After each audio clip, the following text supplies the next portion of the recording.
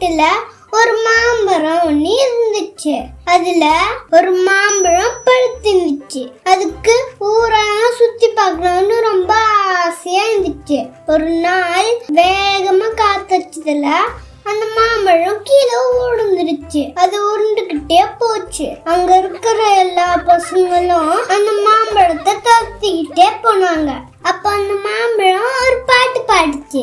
மாய மாம்பழம் நான் தானே, மலையிலிருந்து வந்தேனே, என்னை பிரிக்க முடியாது, எட்டி நீங்கள் செல்வீங்களே அப்படின்னு பாடிக்கிட்டே அது அங்கிருந்து உருண்டு போச்சு. அதுக்கப்புறமா அது கொஞ்சம் தூரம் போன உடனே ஒரு புதருக்குள்ள போய் ஒளிஞ்சிடுச்சு. அந்த பசங்க எல்லாம் அதை தேடிட்டு வீட்டுக்கு போயிட்டாங்க. அதுக்கப்புறமா அது உருண்டு உருண்டு வந்து டயர்ட்ல தூங்கிடுச்சு. கொஞ்ச நேரத்துல ஒரு பெரிய மழை வந்ததும் அந்த மண்ணுங்கெல்லாம் அந்த மாம்பழத்தை மூடிக்கிட்டுங்க.